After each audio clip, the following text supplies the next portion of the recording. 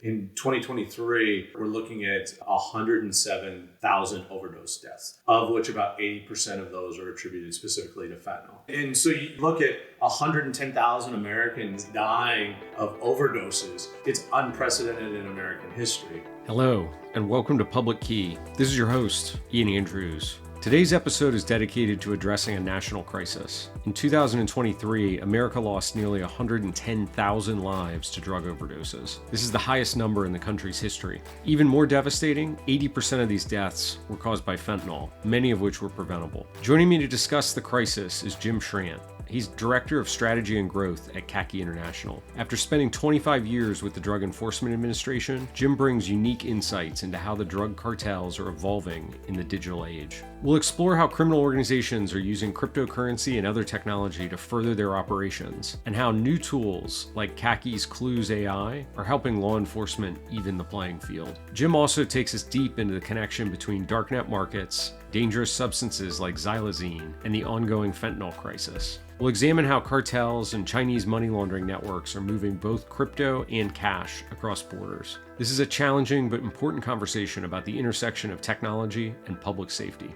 I'm super excited for today's conversation. It's actually one that we had live in person at the Chainalysis Links conference a few months back here in Washington, D.C. This is with Jim Schrant, who's the Director of Strategy and Growth at CACI International. But Jim, you spent 25 years working for the Drug Enforcement Agency. We had a fantastic conversation about the current state of fentanyl trafficking and the drug epidemic here in the United States, which I'm really looking forward to continuing on the conversation today. So thanks so much for taking the time to join us. Ian, thank you very much for the invitation. It's been my pleasure getting to know and work with you, and the collaboration between CluesAI and Chainalysis has just really been outstanding. And we're excited for what the future holds between both companies. Wow, appreciate the partnership. Let's start with maybe a little background on yourself. You were at DEA for 25 years. You must have done an incredible variety of things during that time. Give us a little walk through kind of your career trajectory and what you did at the agency. Yes, so I started with DEA, the Drug Enforcement Administration, in 1997. So I was a very young man at the time, and was sort of had a almost Forrest Gump-like experience, because as I moved around DEA, a lot of times it was very much at the beginning or right in the heyday of a lot of different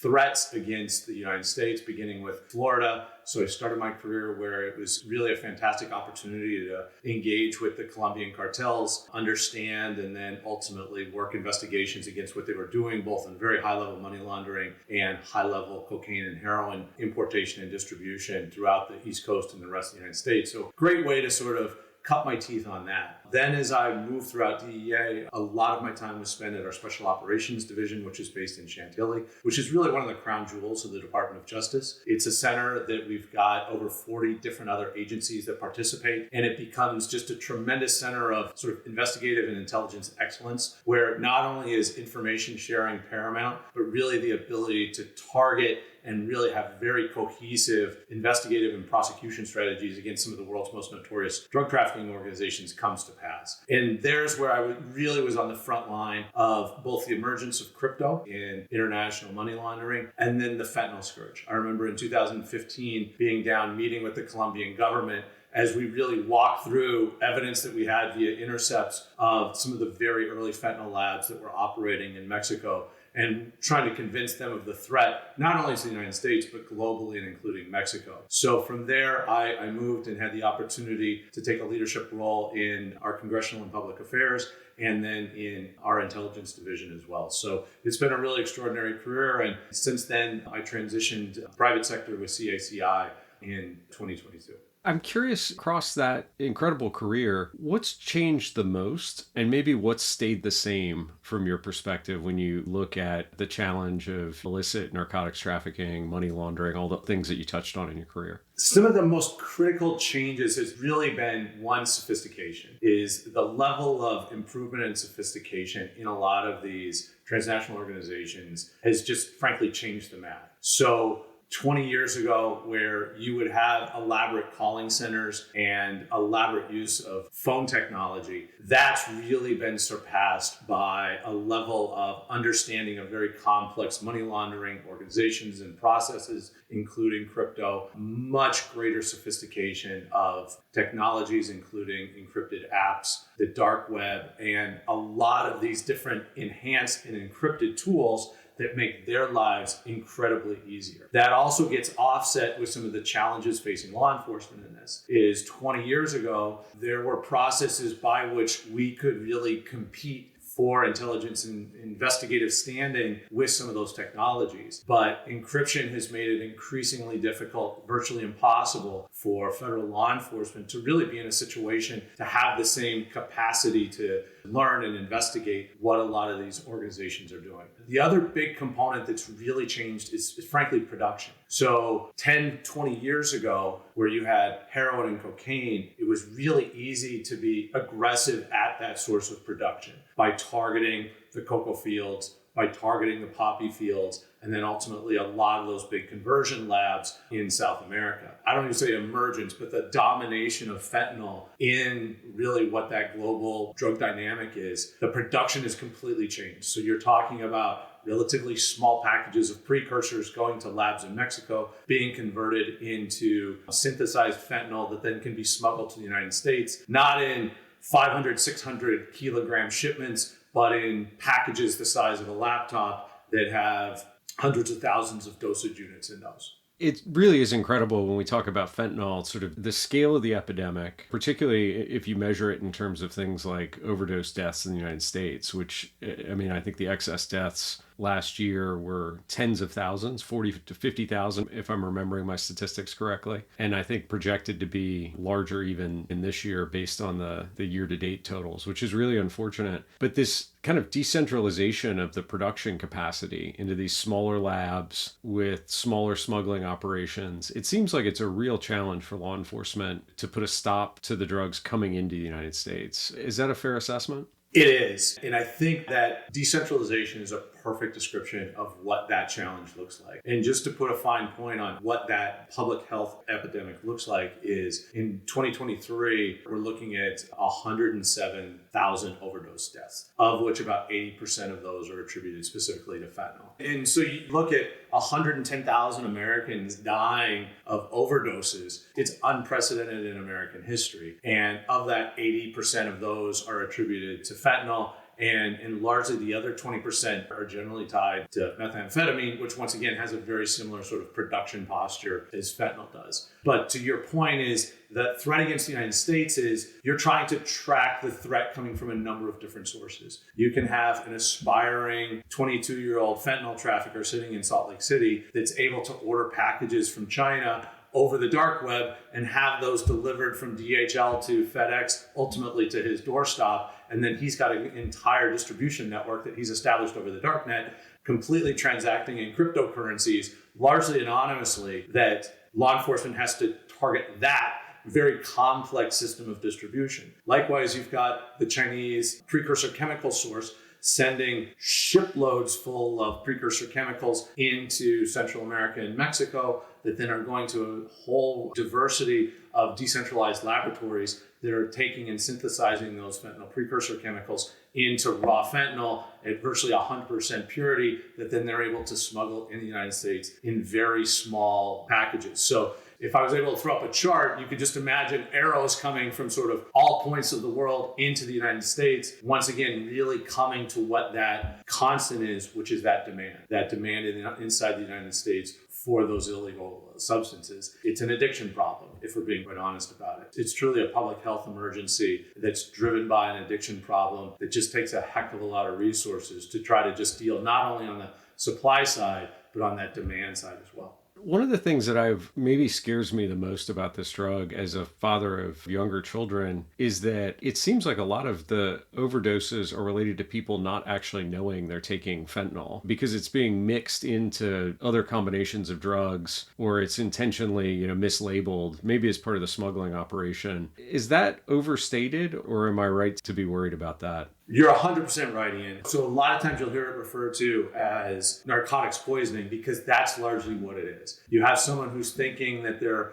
buying an M30 Oxycontin tablet, largely to address an addiction issue that they're suffering from, which may come from an overprescription issue that they encountered from an injury a year ago. So they think they're buying an M30 tablet, and what they're really doing is they're purchasing essentially fentanyl that's been pressed via a pill press, either in Mexico or in the United States. And then they're taking one of these essentially fentanyl pills that they end up dying from very quickly. And then you compound that with a very disturbing trend just in the last year that we were really able to sort of track this emerging trend because the darknet oftentimes is sort of a precursor of things to come. So we were seeing a lot of activity on the darknet related to Xylazine, which is essentially an animal tranquilizer. It's an uncontrolled veterinary substance. And we were increasingly seeing advertisements and solicitations for sale of Xylazine on the darknet. What was happening is a lot of criminal organizations were then mixing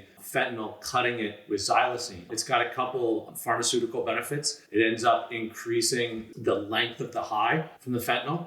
So it just becomes a really good cutting agent. It doesn't necessarily dilute the product, but the consequences are severe. And the two really notorious consequences of Xylazine being mixed into fentanyl in a fake M30 pill is, one, Xylazine is completely non-responsive to Narcan. So Narcan being a great tool by which first responders can go and revive a lot of these overdose subjects, Xylazine makes that non-functional. So as a consequence, Narcan does not work. So Xylazine being an animal tranquilizer makes Narcan non-functional. The second impact of Xylazine is sustained use of Xylazine ends up causing xylazine sores. So there's the breakdown sort of blood vessels and tissues. And almost imagine what somebody with leprosy looked like 1,000 years ago. That's what it looks like. And it can result in gangrene and amputations and just a whole series of this isn't bad enough. Xylazine makes everything exponentially worse. And we're seeing that increasingly showing up in a lot of the chemical signatures, in a lot of these fake Oxycontin pills that are containing both xylazine and fentanyl.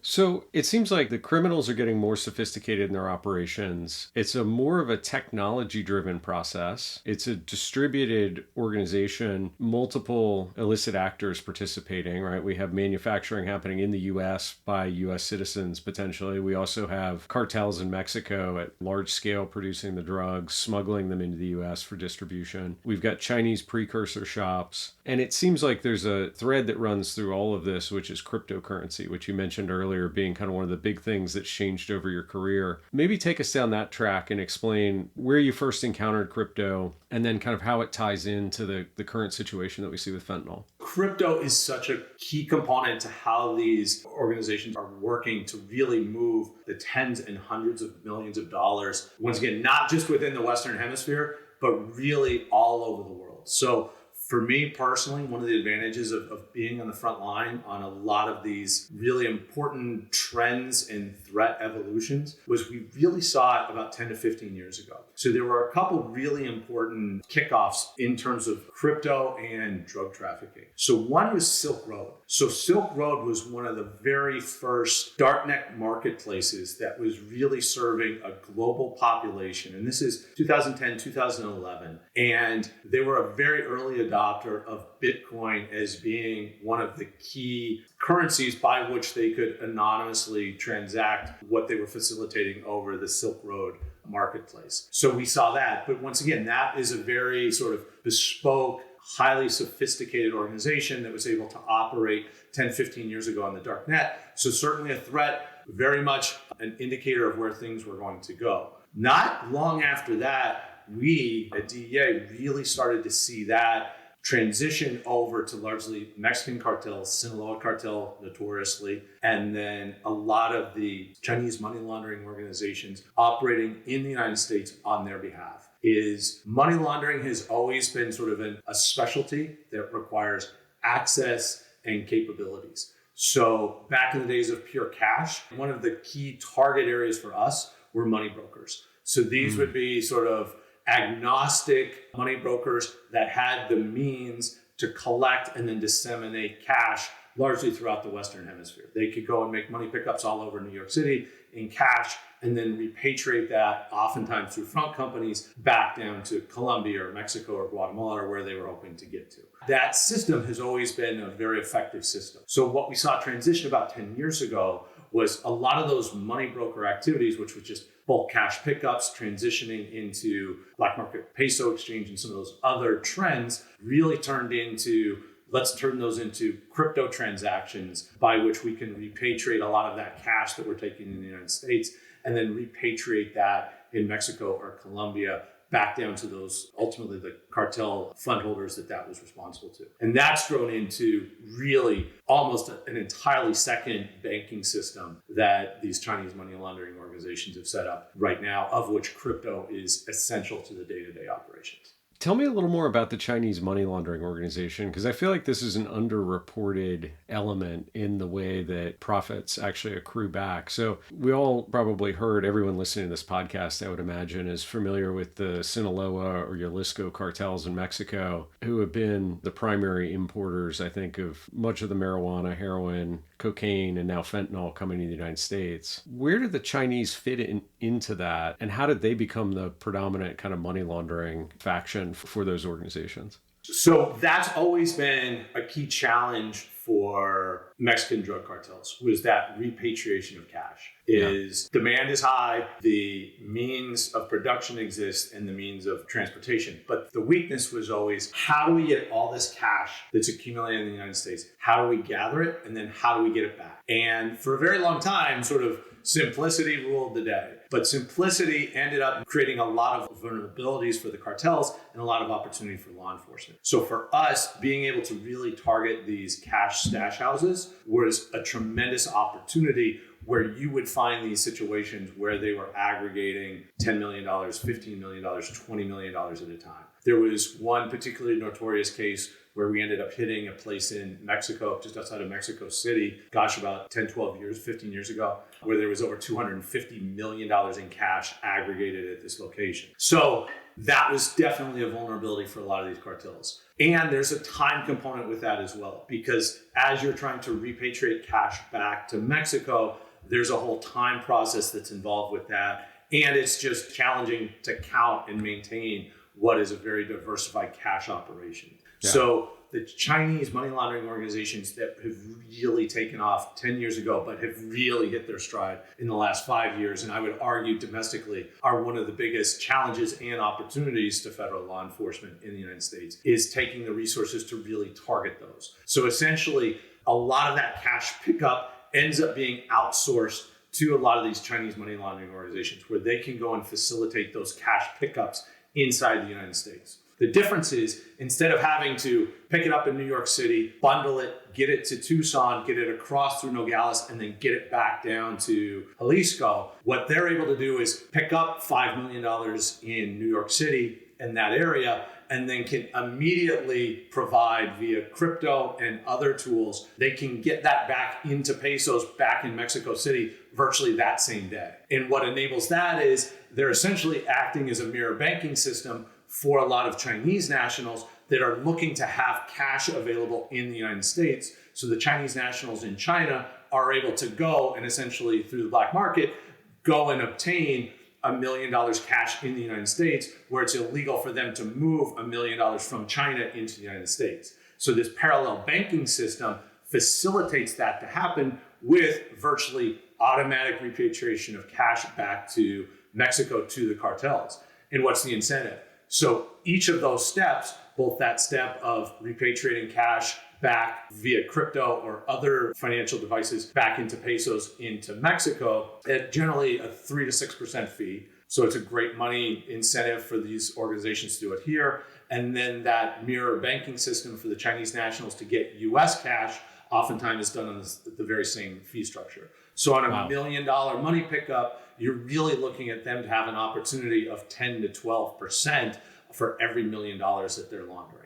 And just give us a sense of like, what's the likely scale? I mean, I'm sure we don't know it precisely, but likely scale of money moving from, just on the cartel side of that equation, it's hundreds of millions of dollars, maybe billions of dollars a year, something like that? Yeah, I think the reasonable sum is easily in the billions. Yeah. A really good example of it right when I was leaving is we were doing some crypto analysis, particularly with CJ&G, and we looked at one particular $40 million crypto transaction. Once again, right, you sit there and you think about $40 million in cash and what that would look like inside a tractor trailer versus a $40 million crypto transaction. It's a completely different animal. Then you look at the other side, which is something that I think Chainalysis does a really extraordinary job with, is that delta of technical sophistication by law enforcement to understand what those transactions look like, how to properly investigate them, how to not only see what's happened in the past, but where there are opportunities to proactively investigate and then facilitate seizures and things that really have substantial impact on cartel operations, which is really targeting the money. Well, and that was actually exactly where I wanted to go with my next question is it seems like the role of the typical agent at DEA or other parts of law enforcement, almost by definition, has to have become much more technical over time. As the technical sophistication of the criminals has gone up, it puts a burden on law enforcement to keep pace. I would imagine that's a lot of the work that you're now doing at CACI is helping our friends still in the government keep up with all this technical innovation. As we talked about how the cartels have evolved, law enforcement has evolved and really needs to deliberately evolve very quickly. And you're absolutely right, Ian, is I think technical proficiency and really the ability to drive a lot of these tools that the industry is developing for law enforcement to really enhance their capabilities. But the barrier to entry is very high. And if you look 10 years ago, a really successful federal agent was one that was very capable in terms of running human sources, informants, then being able to do wiretaps, and then being able to really facilitate putting all of those data points together. But we're talking about 2 data points, right? Phone intercepts and a source. So difficult, challenging, requires a lot of expertise. But now, in order to sort of do those same things, you have to be proficient in exploring and exploiting the dark web. You have to be proficient at really understanding crypto, being able to run complex undercover operations involving crypto, and really being able to understand what that terrain looks like. Then on the communication side, that becomes extraordinarily more challenging. So instead of sending AT&T a T3 warrant to go and have them turn on and start listening to the target's phone, now you're talking about them running encrypted apps via WhatsApp, where we're not able to get content. So what you're having to do is sort of recreate a lot of this data that would have come across to us via court order 8 years ago. You're having to go and recreate what that investigative pizza looks like. And it's just really hard and challenging. So I know that you all just released a new tool called CluesAI. Maybe we can talk a little bit about that because I think it goes to the heart of at least this information collection and analysis problem, as I understand it. If you want to give the group kind of some insight into that new product. So with the dark web especially, the threat that we see on the dark web is a global threat. So once again, you're talking about Chinese fentanyl or precursor suppliers that are able to provide container loads to CJ&G operating in Mexico, or is able to send a half a kilo to that aspiring fentanyl trafficker in Salt Lake City. All of those advertisements, engagements are happening over the darknet. And that becomes really challenging to understand what is inherently an anonymous environment to operate and look and understand what is happening in that, and then coincide that with what those investigative strategies that you have are, whether it's going after CJ&G in Mexico or in the United States, going after Chinese traffickers, or going after that aspiring fentanyl trafficker in Salt Lake City. So much like crypto, it's a complex environment. Barrier to entry is really high. So for us, that day one challenge of running a tool that's going to really be able to exploit that dark web environment becomes really challenging. And Dark Blue is a tremendous tool for us in what we're able to capture and exploit on the dark web. A lot of people are saying, I'm sitting here and I'm trying to figure out what to run first. So one of the things that we've really intentionally done with AWS is developing a very unique Gen AI tool that we call CluesAI. And what that does is it absolutely shatters that barrier to entry, because now on day one, an analyst or an agent can sit down with a selector or an identifying piece of information, run that, and then they're going to get back a sort of a de-anonymized report saying, Ian is connected to this WhatsApp address, this is connected to this IP, and we also have linked in this cryptocurrency wallet. And then we believe all of these are connected back to Jim and Amanda and Steven, and this is how. And then they're providing that back in a really sort of connected and tailored summary report back to the analyst or the agent. What's really spectacular with that too is we designed it with that investigative process in mind, because just connecting dots with no basis does you no good. So what's really critical is having something whereby you can look and understand what that source material is. How are we saying that WhatsApp number X is really attributed back to Ian? So those original source documents, those original data points off the dark web from an advertisement that Ian, operating as Wuhan winner, just posted, that's how it's connecting that data back. And then we're giving that back in terms of sort of a sourced attribution to help really facilitate not only good intelligence and investigative steps, but making sure that we're facilitating prosecutable cases. I can't believe you guys figured out my WhatsApp name is Wuhan Winner, Jim. I'm so embarrassed. We're all about de-anonymization, Ian, so... You've lifted the veil of secrecy here on the podcast. It's terrible. Well, I will say that an orange sweatshirt does not necessarily coincide with an anonymous nature either.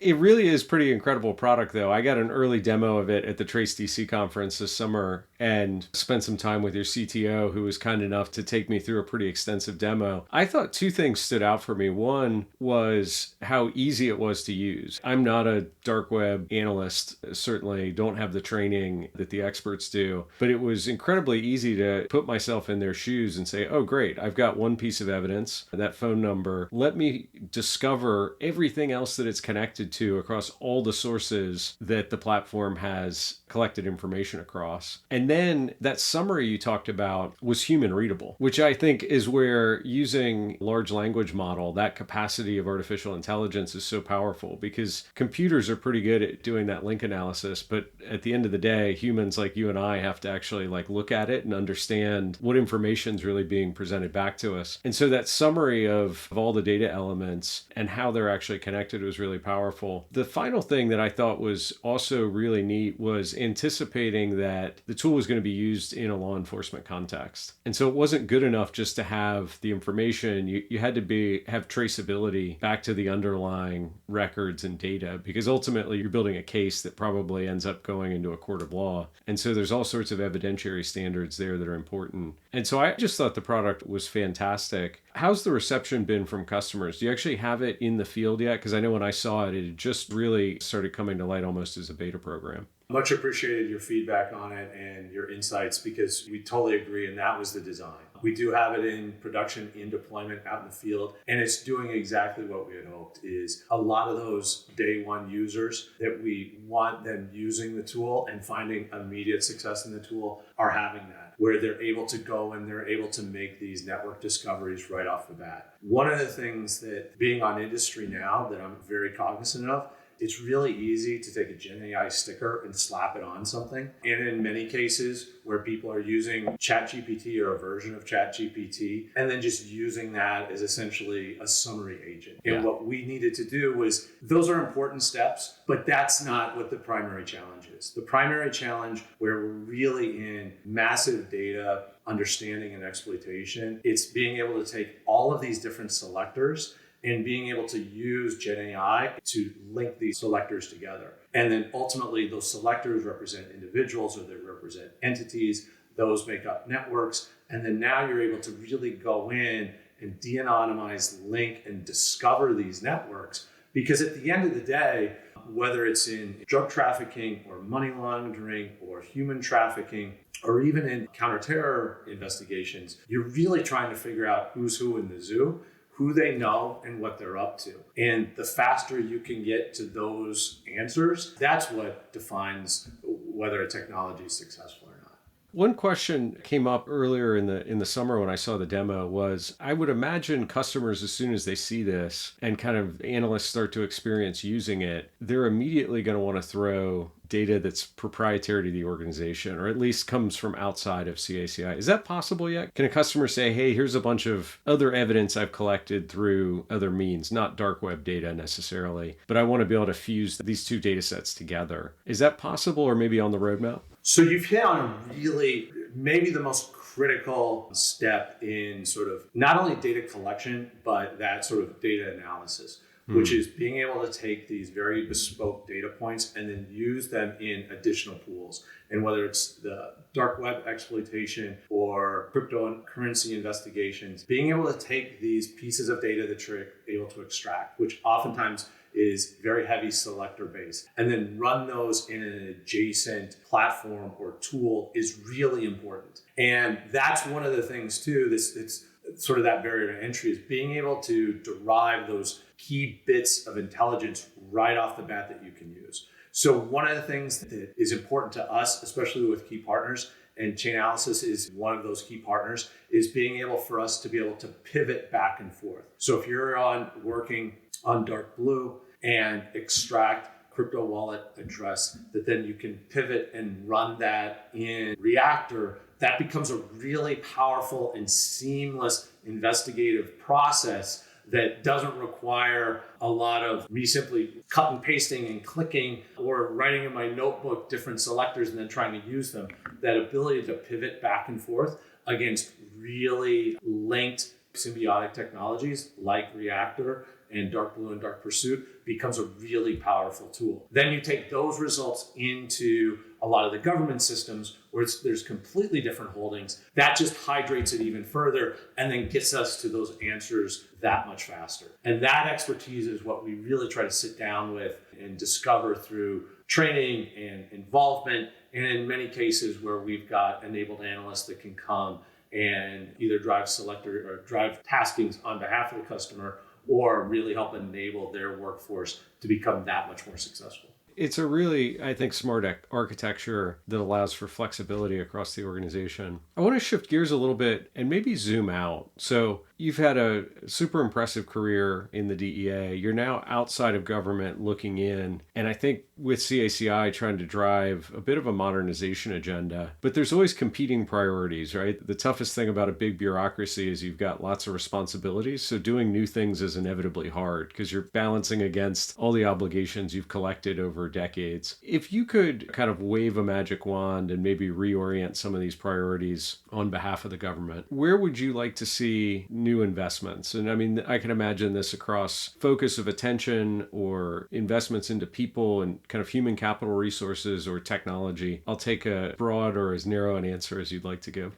I think you've hit on something really important, Ian, which is the historical model in government, I think has largely been is let's hire and develop our own talent and then have that internal government talent largely be sort of all source. So whether that's an agent that's able to go and kick down a door at 5 o'clock in the morning and then go write 100-page complex T3 affidavit 12 hours later, that was always a challenge. And now that you're talking about these much more complicated technical processes and even some of the tactical challenges involved with that, that really becomes hard. Then you extrapolate that out to now we've got, is from a government standpoint, we've got more data than we've ever had in our entire lives. And our ability to really fuse and exploit and analyze what we have becomes really hard. So you're at a sort of a data management challenge, you're at a data science challenge, then you're at an expertise challenge. Then you need these really unique technologies of which there's been appetite in the government because there's been success to sort of, well, we can build it ourselves. And that gets really hard, really expensive, and you're competing for finite resources. So it was great when at DOJ, you can go and find really successful software developers, data scientists. But when you look at what industry can pay, competing for those resources gets really, really hard. So I think if I had the opportunity to wave the magic wand, it's really having very direct design by government on what that aggressive buildup of technology and capability looks like. And it ends up being expertise driven, where we're going to go and we're going to sort of diversify and specialize that expertise to come and say,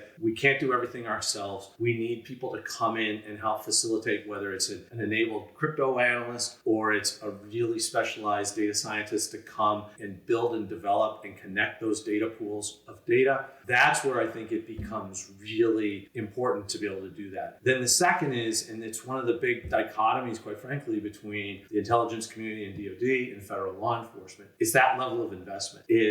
I think DoD and the IC is much more sophisticated and successful in some of their approaches because they've been funded to be able to go out and facilitate that expertise in technology and experiment where they can go in and really say, we're going to try 3 or 4 different technologies, give them a chance to really work and operate and let us understand what it looks like. One of the challenges that faces federal law enforcement is because budgets are so tight, every decision has to be a winning decision and it has to work immediately. So I think that funding, patience, and really precise strategy towards this is what we as federal law enforcement want to be able to look like from our capabilities 2 years from now. I think that's what I wish I could snap my fingers and make happen tomorrow.